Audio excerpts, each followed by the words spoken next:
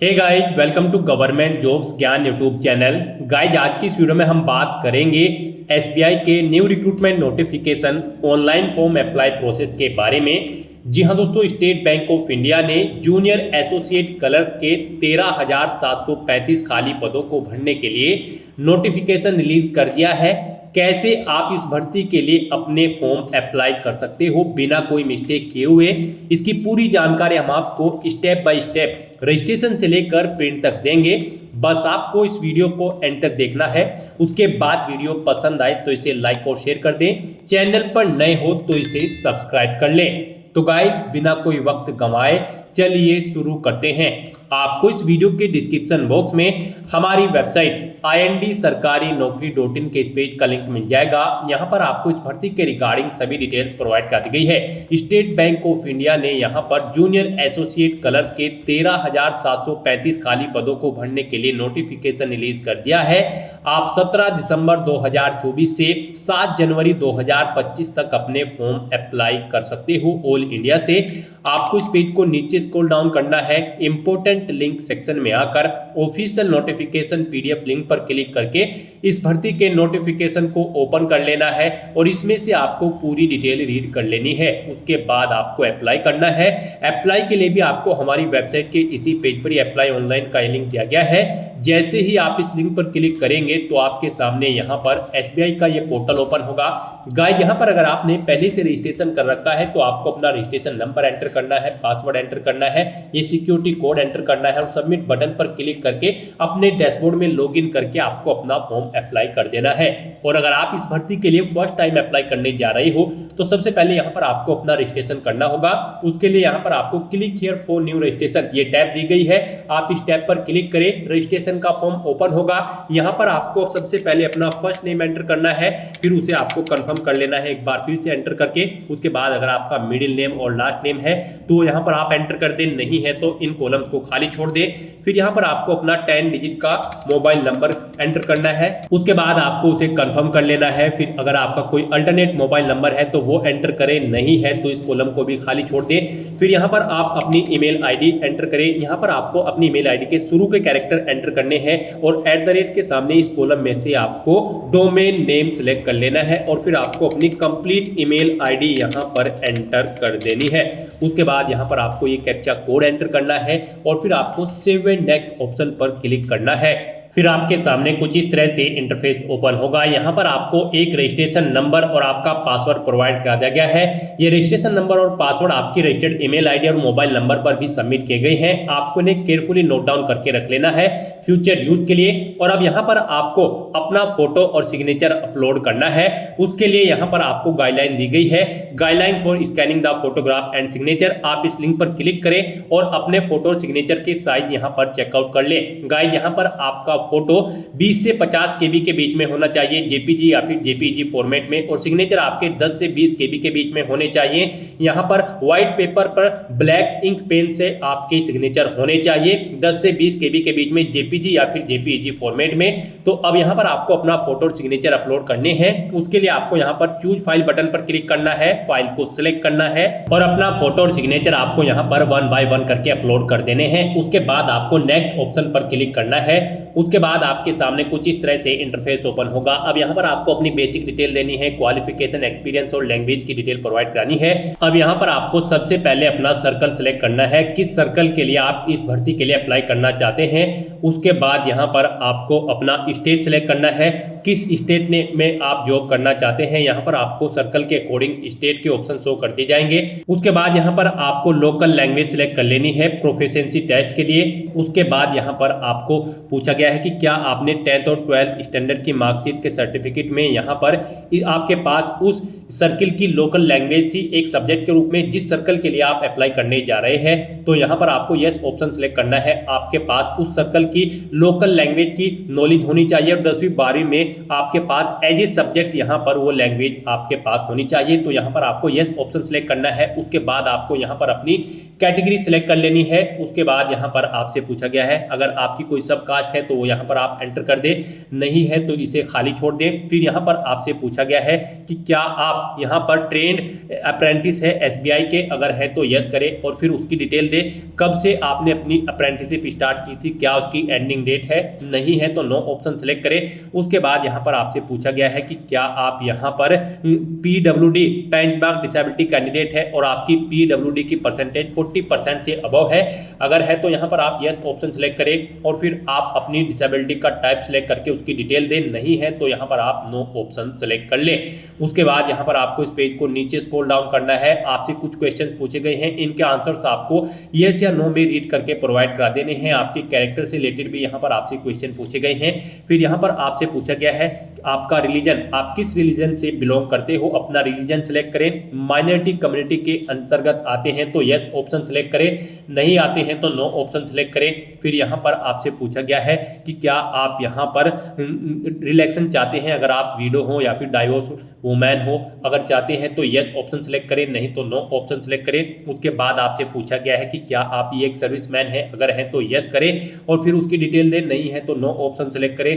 उसके बाद आपसे पूछा गया है कि क्या आप डिसेबल्ड ईएक्स सर्विसमैन कैंडिडेट है, अगर है तो यस करें, नहीं तो फिर आप नो ऑप्शन सेलेक्ट करें, यस है तो उसकी डिटेल दें, फिर नहीं तो नो ऑप्शन आप सेलेक्ट कर सकते हैं। उसके बाद आपसे पूछा गया है यहाँ पर ऐसे ही आपसे कुछ और क्वेश्चन पूछे गए हैं, इनके आंसर आपको रीड करके यस या नो में अपने अकॉर्डिंग प्रोवाइड कराने हैं। फिर यहाँ पर आपसे पूछा गया है कि क्या आप एसबीआई में क्लरिकल कैडर की किसी पोस्ट पर ऑलरेडी कार्यरत है, अगर है तो यस करें, नहीं है तो नो ऑप्शन सेलेक्ट करें। उसके बाद आपसे पूछा गया है कि क्या आप अर्लियर एम्प्लॉय हैं स्टेट बैंक ऑफ इंडिया के यहाँ पर और आप रिजाइन कर चुके हैं किसी क्लरिकल कैडर की पोस्ट पर, अगर कर चुके हैं तो यस करें, नहीं तो नो ऑप्शन सेलेक्ट करें। फिर यहाँ पर आपसे पूछा गया है कि क्या आप default repayment loans credit card के सेक्शन में हैं, यहाँ पर आप क्वेश्चन को रीड करें और इनके आंसर भी आप यस या नो में प्रोवाइड कराएं। उसके बाद यहाँ पर आपको अपने प्री एग्जाम का सेंटर सेलेक्ट कर लेना है, कहाँ पर आप प्री एग्जाम में पार्टिसिपेट करना चाहते हैं। फिर आपको यहाँ पर स्टेट सेलेक्ट करने के बाद उसका स्टेट कोड ऑटोमेटिकली आपके सामने शो हो जाएगा। फिर यहाँ पर आपको एग्जाम सिटी सेलेक्ट कर लेनी है, यहाँ पर उस स्टेट की किस सिटी में आप एग्जाम में पार्टिसिपेट करना चाहते हैं। फिर यहाँ पर आपको मेन एग्जाम के लिए भी अपना सेंटर सेलेक्ट करना है, पहले स्टेट सेलेक्ट करना है, फिर आपको सिटी सेलेक्ट करनी है। उसके बाद यहाँ पर आपको अपनी आईडी सेलेक्ट करनी है, उसके लिए आपको इस चेकबॉक्स को ओके करना है। अपना आईडी प्रूफ यहाँ पर कोई भी सिलेक्ट कर लेना है, पासपोर्ट, आधार कार्ड, पैन कार्ड, जो भी है आप ऑप्शन सेलेक्ट करें, उसका नंबर आप यहाँ पर एंटर करें। फिर यहाँ पर आपको अपना प्री और मेन एग्जाम का जो पेपर है आप किस लैंग्वेज में चाहते हैं, यहाँ पर आप ऑप्शन सेलेक्ट करें, इंग्लिश एंड हिंदी। उसके बाद यहाँ पर आपको अपनी पर्सनल डिटेल प्रोवाइड करानी है। फिर यहाँ पर आपको अपनी डेट ऑफ बर्थ सेलेक्ट करनी है, उसमें आपको पहले डे सेलेक्ट करना है, फिर मंथ और फिर ईयर आपको सेलेक्ट कर लेना है। नेक्स्ट यहाँ पर आपको अपना जेंडर सेलेक्ट करना है। फिर आपसे पूछा गया है कि क्या आपके जुड़वा भाई बहन हैं, अगर है तो यस करें, उनका जेंडर सेलेक्ट करें और फिर उनका नाम एंटर कर दें, नहीं है तो नो ऑप्शन सेलेक्ट करें। फिर यहाँ पर आपको अपना मैरिटल स्टेटस बताना है, आप मैरिड हो, अनमैरिड हो या फिर विडो हो। उसके बाद यहाँ पर आपको अपने फादर का फर्स्ट नेम एंटर कर देना है, उसके बाद उसका मिडिल नेम एंटर करना है अगर है तो, और उसके बाद आपको अपने फादर का लास्ट नेम यहाँ पर एंटर कर देना है, अगर है तो, नहीं तो आप इन कॉलम्स को खाली छोड़ सकते हैं।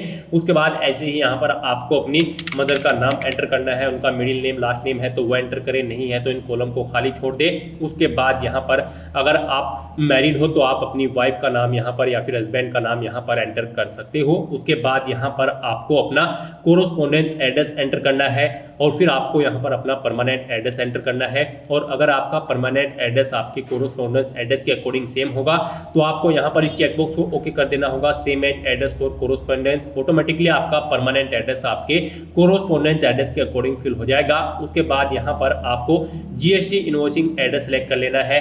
आप परमानेंट एड्रेस या फिर कोरोस्पोंडेंस एड्रेस, जिस भी एड्रेस पर कम्युनिकेट करना चाहते हैं यहाँ पर आप सेलेक्ट कर लें। उसके बाद यहाँ पर आपको आपकी कैटेगरी के अकॉर्डिंग एप्लीकेशन फीस का अमाउंट शो कर दिया जाएगा।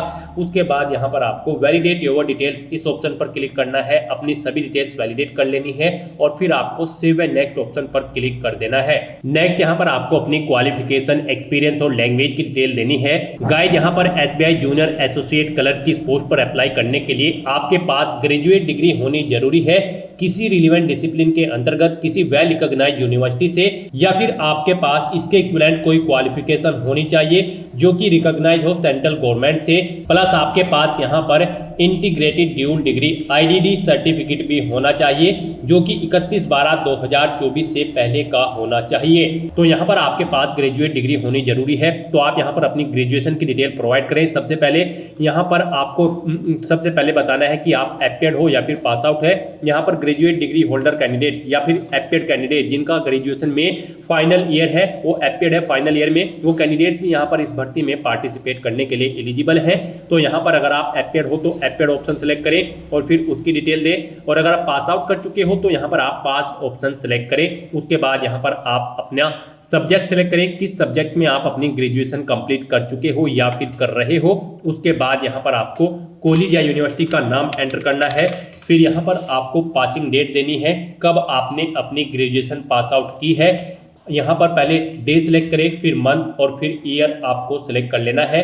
कितने परसेंट मार्क्स आपने यहाँ पर ऑब्टेन किए हैं वो यहाँ पर आप एंटर करें। फिर कौन सी क्लास है आपकी, फर्स्ट सेकंड या फिर पास आउट है, तो ऑप्शन सेलेक्ट करें। और गाइस यहाँ पर अगर आप ग्रेजुएशन में फाइनल ईयर में एपेड हो तो आप एपेड ऑप्शन सेलेक्ट करें, अपना सब्जेक्ट एंटर करें और यूनिवर्सिटी का नाम एंटर करें। बस यहाँ पर आपको यही डिटेल देनी होगी अगर आप लास्ट ईयर में यहाँ पर एपेड हैं। उसके बाद यहाँ पर आपको अपनी इंटीग्रेटेड ड्यूल डिग्री की डिटेल प्रोवाइड करनी है। आप यहाँ पर ऑप्शन सेलेक्ट करें, आप एपेड हो या फिर पास आउट हो, यहाँ पर ऑप्शन सेलेक्ट करें और उसके बाद उसकी डिटेल दे। अगर आप पास आउट हो तो यहाँ पर आप डिग्री या सब्जेक्ट सेलेक्ट करें, उसका कॉलेज का नाम या यूनिवर्सिटी दे, पासिंग डेट, कितने परसेंट मार्क्स आपने ऑब्टेन किए हैं वो एंटर करें, क्लास सेलेक्ट करें, आप फर्स्ट सेकंड या फिर पास आउट है।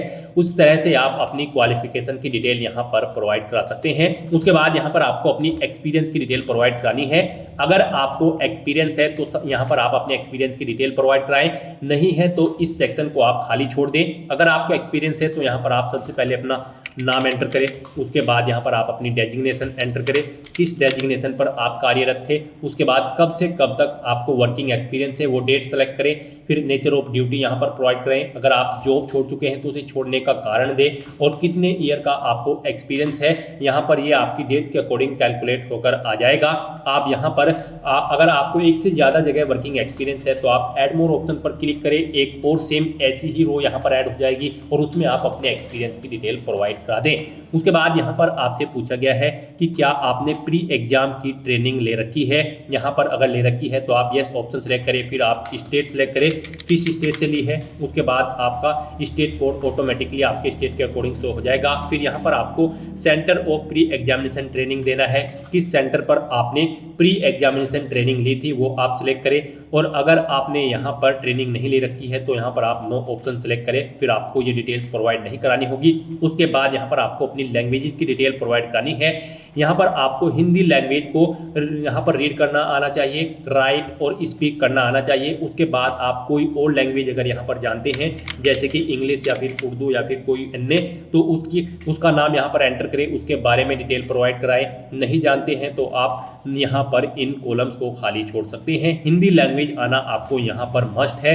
उसके बाद यहाँ पर इन सभी डिटेल्स को फिल करने के बाद आपको वैलिडेट योर डिटेल्स इस ऑप्शन पर क्लिक करना है, अपनी सभी डिटेल्स को वैलिडेट कर लेना है और फिर आपको सेव एंड नेक्स्ट ऑप्शन पर क्लिक कर देना है। फिर पीछे आपने जो डिटेल्स फिल की हैं उनका पूरा प्रीव्यू यहाँ पर आपको शो कर दिया गया है। आपको इस पेज को नीचे स्क्रॉल डाउन करना है, कहीं पर कोई मिस्टेक है तो आप बैक बटन पर क्लिक करके एडिट कर सकते हैं, नहीं तो आपको इस चेकबॉक्स को ओके करना है। और फिर यहाँ पर आपसे पूछा गया है कि क्या आपने जो नाम भरा है वो यहाँ पर आपका एग्जैक्टली मैच है आपके आईडी प्रूफ से।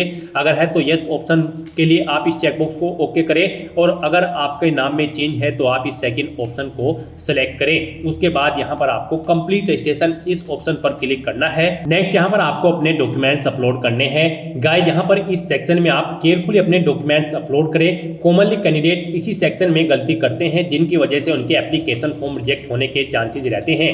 यहाँ पर आपको अपना लैब थंब इंप्रेशन और hand written declaration document upload करना है। इसके लिए भी आपको गाइडलाइन दी गई है, गाइडलाइन फॉर डॉक्यूमेंट अपलोड। इस लिंक पर क्लिक करें, ये पीडीएफ ओपन होगी, यहाँ से आप चेकआउट करें। आपका लैब थंब इंप्रेशन जो है वो 20 से 50 KB के बीच में होना चाहिए, जेपीजी या फिर जेपीजी फॉर्मेट में। और जो आपका हैंड रिटन डिक्लेरेशन डॉक्यूमेंट है वो इंग्लिश में यहाँ पर 50 से 100 KB के बीच में होना चाहिए, जेपीजी या फिर जेपीजी फॉर्मेट में। तो यहाँ पर आपको चूज फाइल बटन पर क्लिक करना है, फाइल को सिलेक्ट कर लेना है और 1 बाय 1 करके अपने इन दोनों डॉक्यूमेंट्स को अपलोड कर देना है। और फिर आपको इस सिक्योरिटी कोड को एंटर करना है और फिर सेव एंड नेक्स्ट ऑप्शन पर क्लिक कर देना है। इस तरह से यहाँ पर आपका एप्लीकेशन फॉर्म सक्सेसफुली सबमिट हो चुका है। यहाँ पर अगर आप रिजर्व कैटेगरी से बिलोंग करते हो, यानी कि आप SC ST PH कैंडिडेट हैं तो आपको कोई फीस जमा नहीं करानी है।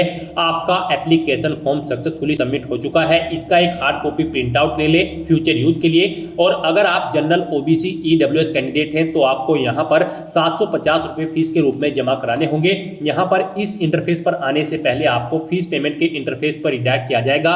वहाँ पर आप डेबिट कार्ड, क्रेडिट कार्ड या फिर नेट बैंकिंग के थ्रू अपना फीस पेमेंट करके अपना फॉर्म सबमिट कर सकते हो। उसके बाद आपके सामने यही एप्लीकेशन फॉर्म का प्रीव्यू शो होगा। यहाँ से आप अपना प्रिंट एप्लीकेशन ऑप्शन पर क्लिक करके एप्लीकेशन फॉर्म का एक हार्ड कॉपी प्रिंट आउट ले ले फ्यूचर यूज के लिए, फ्यूचर रेफरेंस के लिए। तो दोस्तों ऐसे आप state bank of India junior associate colour के 13,735 खाली पोस्ट के लिए अपना फॉर्म अप्लाई कर सकते हो। आज की इस वीडियो में बस इतना ही। आई होप ये वीडियो आपको पसंद आई होगी। अगर पसंद आई हो तो इसे लाइक और शेयर करें। चैनल पर नए हो तो इसे सब्सक्राइब कर लें। Thanks for watching.